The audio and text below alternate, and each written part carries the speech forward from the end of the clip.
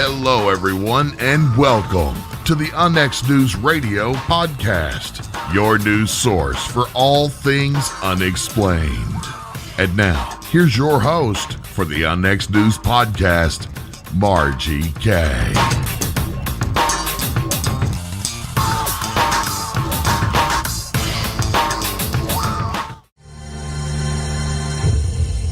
Welcome to the program, everybody. I'm glad you could join us tonight. We have an exciting show for you. We have Ted Phillips. Welcome to the show. Hi, Margie. I'm so glad you could join us. I know you're a super busy guy, and you've actually got somewhere else to go in a little while this evening.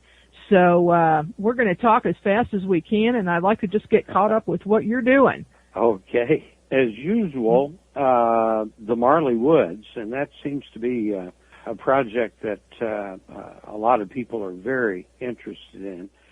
And so I'm always busy over there. And what's the latest there? Well, the latest, we're getting more and more sightings of not orbs, but I like to call them light balls, to differentiate between dust particles that show up in the flash of digital cameras and so on, orbs. Mm-hmm. Mm-hmm. These things are self-luminous, and they range in size from smaller than a baseball up to beach ball size. And the really interesting thing now is we're getting more and more reports of the small baseball-sized light balls inside homes and buildings. And that actually began about 10 months ago and has persisted and actually is increasing, along with other types of paranormal activity. And the problem, well, it's not a problem. I'm having a lot of fun with it, so I'm not going to call it a problem. But the interesting thing is that for years and years, and at Marley, I actually have been able to see a lot of the activity by placing ourselves in the middle of hot areas. And if you see a baseball-sized ball of light that is stationary, then it goes vertically, then it goes horizontally, and does all kinds of things from the ground to treetops and higher. And if you see one of these things flying over a field, it falls into the category of UFO. However, what do we call it if that same type of object is seen inside a home? Does that make it a ghost? Does it make it paranormal? An apparition? And there's where I believe, and 5 years ago I would not have even discussed things like this. But you got to go where the information takes you. And I think it's foolish to ignore something because it may be paranormal. But, you know, we know a lot about the paranormal. We know a lot about UFOs, but there's a lot we don't know in either category. And I really see a melting between the two things. And it's fascinating. It truly is. And the more I learn, I've been really cramming and talking with friends who are in the paranormal investigation business, trying to learn as much as I can, as quick as I can. And thankfully, a lot of the equipment used for UFO research lies right here. Hello, everyone, and welcome to the UNX News Radio podcast, your news source for all things unexplained. Well, and now, here's your host for the UNX News podcast, Margie Kay. I'm noticing that in Missouri, I'm getting a lot of reports from South Missouri, Southwest Missouri, and Northwest Missouri. Of these unexplained balls of light, and they do come down very low in most cases. They'll be at treetop level or lower, and there's been a steady increase in these. Have you noticed that too? Absolutely, I have. And the interesting thing in the UFO landings generating traces, physical evidence, The big old classic 35-foot disc, metallic looking disc, those kinds of cases in the late 80s started to kind of drop off from previous numbers, and in their place, smaller and smaller observations of smaller and smaller devices that we call light balls, and that decrease and increase has persisted, and so it's absolutely true. And a good example of what kind of a view you can get of these things, in Marley there was a couple, a married couple, attorneys and skeptics, and they had heard some friends that said, well, we saw these lights. So they went to one area in Marley and decided, we'll see something. And they get out of their car and they're standing 10 feet apart, and they see a cluster of light balls in a tree line about 1,000 feet away. And as they watch these things kind of cavorting around, playing almost between themselves, two of the light balls break out of the cluster and head directly for the two people.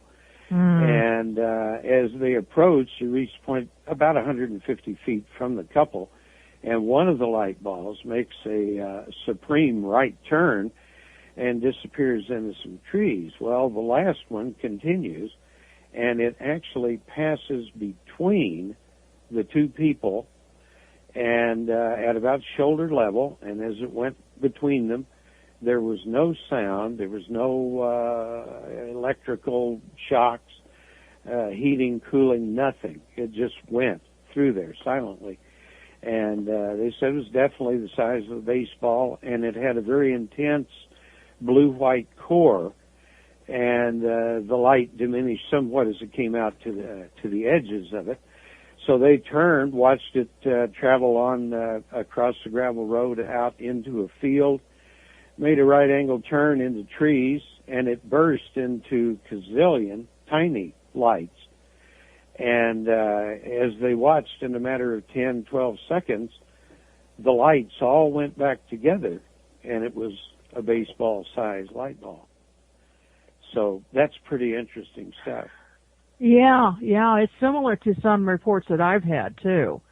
We had a really, really wild one here in Kansas City. I'm going to talk about that in October, though. I don't want to take up any more of our time while we have well, be sure and tell me about it. Oh, I will. When we get together. Yeah. Yes. We're really looking forward to having you here. I know this is going to be a great conference. We had you up here a few years ago. Yes. And everybody loved that. They always love hearing about the Marley Woods. Have there been any UFO sightings around that area lately? Actually, yes. One of the most recent sightings, let's see, that was about 8 days ago. 3 people, guy, his wife, and their 14-year-old son, saw a triangular-shaped object, which is the first one that I'm aware of in and around Marley. But the cool thing about this was it wasn't some big honking thing that slides above you. This thing was 3 feet above the ground, and it was about 3 to 4 feet on a side. And it had a glow over the entire surface, and the surface of this thing was sort of glassy, and they could see almost a fluid motion under the surface of it, and it was only about 15 to 20 feet from them, and it was stationary, and they watched it for 3 or 4 minutes, and it went vertical with no sound, disappeared in the sky. So, wow, what a sighting! Yeah. Yes, Would you say that the close UFO sightings are on the increase? Yes, I definitely believe that. The fascinating thing about, again, the light balls, and you can tell that's sort of my favorites, but there's a lot of other activity too, but of larger objects. But in the case of the light balls, they seem to be very curious. They're attracted by automobiles and people. And that, as researchers and investigators, that's exactly what we want. We know what they're really interested in, but Jacques Vallée and I were talking, and he said, I was telling him I wish I could be here at Marley more and more and more, and he said, I think a human presence is required, and I really agree with that. There is a great curiosity on the part of these things, whatever they are. They might be a biomechanical device, some sort of life form that we don't understand. Certainly, if they're biomechanical, they're either programmed to do specific things, and they do go through specific maneuvers, and they'll repeat them over and over for sometimes over an hour. And so the more you catalog this stuff and the more you get to see it and the more you talk to people, I have 227 witnesses in the Marley area, and not one has ever gone public. So, you don't make up a big goofy lie and keep it to yourself. Right. So, and of course fortunately or unfortunately, they want me to keep the location quiet and not use any names. And I'm used to that back through the landing case days. Same thing. A lot of those people, because they don't want to be ridiculed, and they don't want to be called crazy by their relatives and friends. And that's what happens in a lot of instances. It is true. We have members of Missouri MUFON who don't tell their spouse that they're going to a MUFON meeting. It's amazing how there are so many more closed-minded, or how there are closed-minded people. I would say there are less closed-minded now. In the 30 years I've been doing this, I've noticed that, people are more open-minded generally. Oh, absolutely. And I think what I've found in dealing with the landing cases, people are a lot more aware of the subject, and they like it. And that's why you see, a goodly bit of stuff on TV. And, of course, the paranormal, it's just going through the roof. And now that I'm becoming interested and involved in that, I can see why. There is marvelous evidence to be gathered. And, we have instruments to detect a lot of that sort of thing. And, I use a K2 meter if I'm out in a UFO hotspot, because if that baby goes off, you've got something going on. And the very last trip, which was last week, one of the team members and I are standing about 10 feet from her new truck, and a beautiful pitch black night, and all of a sudden the dash lights, all the interior lights, come on the truck. And it had less than 5,000 miles. It never happened before.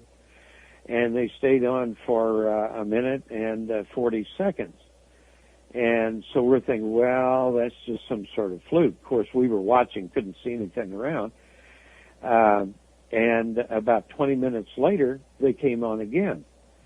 And so I got the K2 meter out and a video camera and put it, 10 feet from the truck. And sure enough, the K2 goes off and those dash lights come on the third time, and we captured that on video. But that's kind of the opposite of what the things normally do. Wow. Normally they'll shut down an automobile engine and lights and all that. Yes. And in this case, they were lighting that specific array. And so, that's the really cool thing about this whole business. No matter how much research you've done, something new is waiting. you know, you're going to hit something totally different. It seems they change their modus operandi constantly. Yes, they do. Yes, they do. Whoever they are, they certainly do. We've got a question from the chat room. Do you think the behavior of the balls of light might be a possible attempt at communication?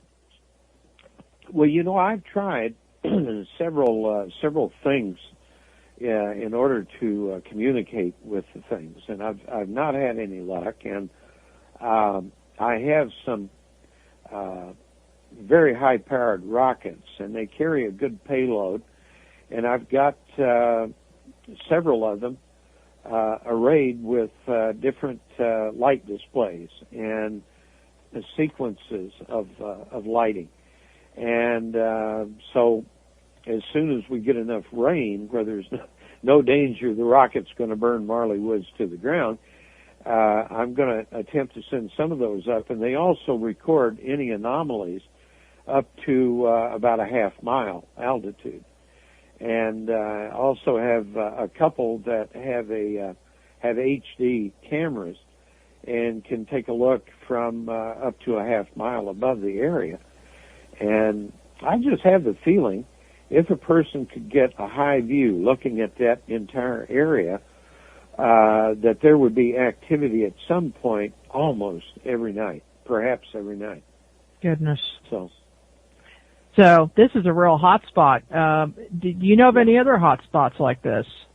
Well, I'll tell you the one that compares the best is Skinwalker Ranch. And I use that as sort of a baseline. If something new happens at Skinwalker, then over a period of time you want to have your eyes open and brain working along the line that you may have that same kind of object or event or whatever. And there also is an area in the northeastern states that seems to be way like Marley, and one that seems to be starting up in Romania.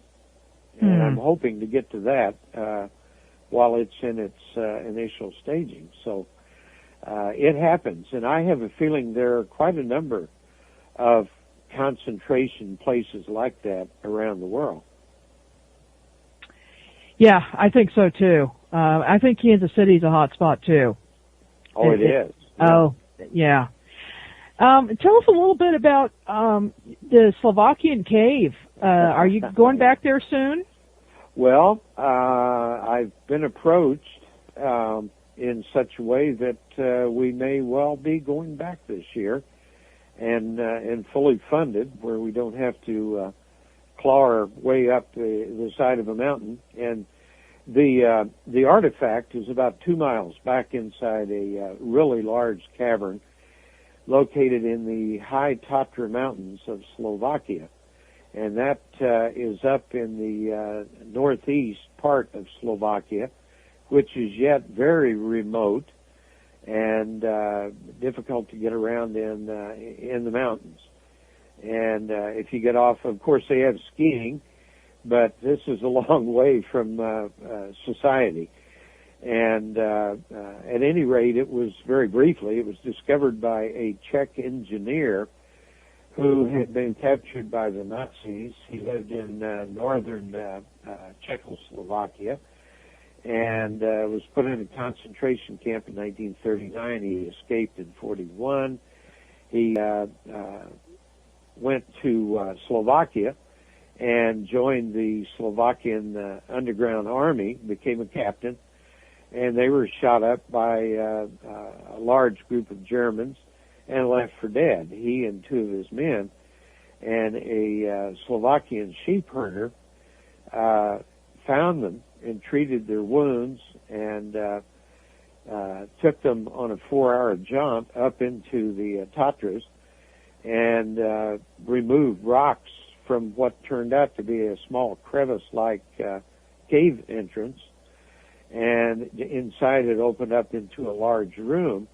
And Hurok, the engineer, had owned vast properties and a very wealthy man, and he had radium mines. He sold Madame Curie some of her first samples, and they were good friends. And So anyway, of course, all that was taken when the Nazis hit, and but anyway, in the large room, he notices first of all a passageway that was going on back, and Slavic, the sheepman, asked him as he was getting ready to leave the cave not to go any deeper because there was dangerous gas, bottomless pits, and it was haunted.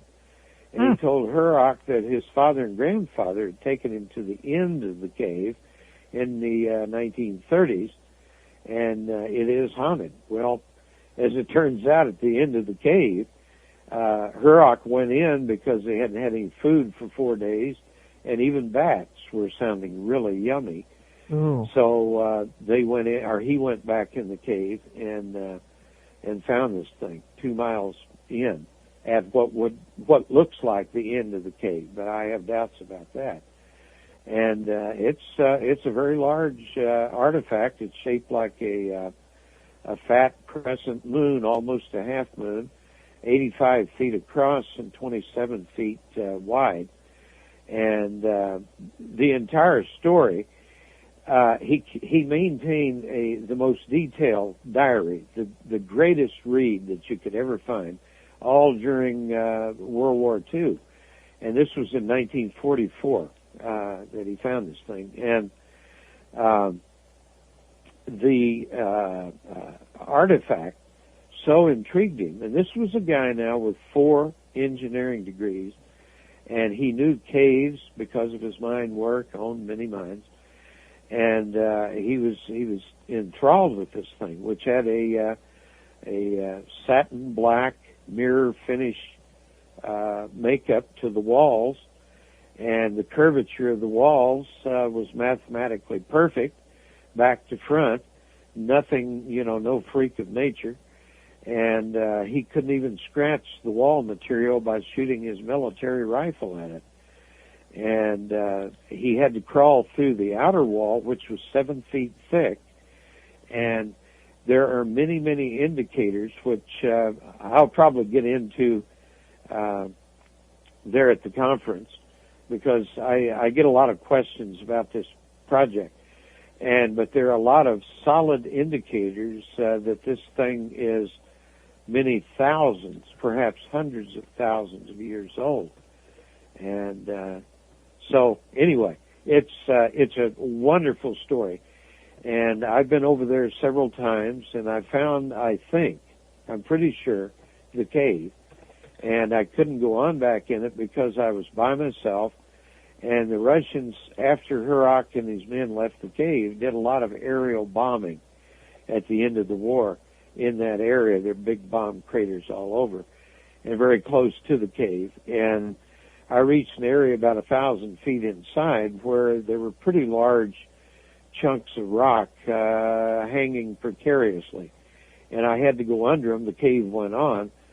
But the more I viewed it, because I've explored caves since I was 14, and I know what to and not do in a cave, and that was a not to, by yourself. And so I came to the conclusion it would do me no good to get killed trying to find this thing. So anyway, when we go back, we'll do some shoring up to be sure they're not going to smash us. And continue on. It's a wonderful story, and I love it, and I truly believe it. Dr. Hynek and I both talked with Hurok in 1970. Jackie Gleason was going to fund my first trip over there in 70, and the Russians interfered. It's a great story. Yes, I could go on for 3 hours just about that. Well, I'm looking forward to remote viewing that for you and see what I can tell that might help you out. Absolutely. I appreciate that. Yes.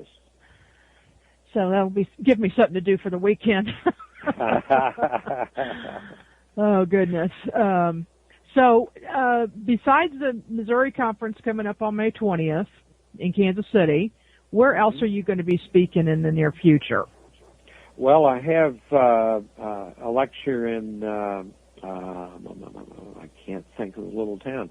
It's just outside of Cleveland, and it's Ohio MUFON. And I've been out there, a couple of times now. And Phyllis Budinger, the analytical chemist that does a lot of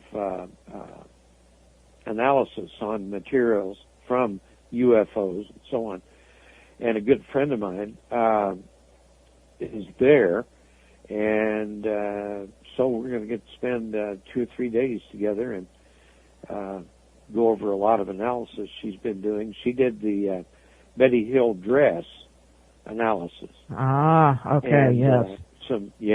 Some very interesting stuff there. Indeed. Too bad Betty had died before that was done. It is. Yeah.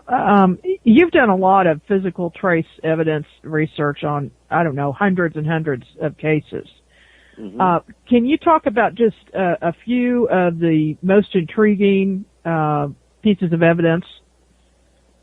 Yeah. Well, there are many excellent cases and very high strangeness reports, and of course the one that grabs me because of the analysis work and the properties of the event, and very briefly, a young guy sees an object 40 feet away while he's tending sheep, Delphos, Kansas. And the object is about 8 feet wide, about 10 feet high, and it's all ablaze with very brilliant lights and bursts of what looked like fire coming off of it. And it was hovering 5 feet above the ground. And at the base of the object, you could see a luminous spray coming from the base of the object down toward the ground. At a point a foot above the ground surface, it stopped, and there was nothing from that point to the ground. However, as he continued to watch, he could see developing a circle of fog or haze on the ground, and then the object flies away. The boy hears it in the distance. He loses his eyesight for a period of time, regains it, runs to the house, tells his parents. They run out, they see the object. The thing comes down on the farm across the road. Farmer's on his tractor, and he sees it kind of bouncing along like it's having a problem getting into the air. It does get into the air, flies over Minneapolis, Kansas, where it's seen by a police officer, and it had been seen by 3 witnesses before it actually landed on the Johnson farm. So there's a lot of really good evidence for this.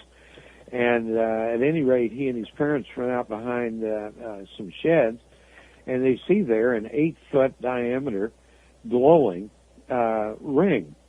And the area in the middle is dark, and there's one strip on the west edge of the ring that's dark. And so this thing, and I asked Mrs. Johnson later, I said, how bright was this thing? And she said, you could read a newspaper by it. And which is a lot of light, but she and her husband crouched down by it, and they wanted to touch the soil and see what it was, and the soil felt cool and glassy, but it was pitted with little craters, and instantly their hands, on Mr. and Mrs. Johnson both, became numb, and this effect lasted 2-3 days with Mr. Johnson, 2 weeks with his wife. And she tried to wipe some of this material off on her slacks, get it off her hands, and there was an area about 2 1/4 inches in diameter that remained numb until she died, which was only about 4 or 5 years ago, and this took place in 1971. And so at any rate, the ring continued to glow for 4 evenings. It was seen by many people, newspaper reporters, and so on. And Alan Hynek and I hand carried and sent samples of this material to every laboratory we could come up with in the country. And a lot of good analysis was done, but when it came down to the best, where they were coming to some conclusions, for one reason or another, they were not able to give us that data. Mm-hmm. So that's the frustrating thing. A lot of good things have been taken from sites. But to get the kind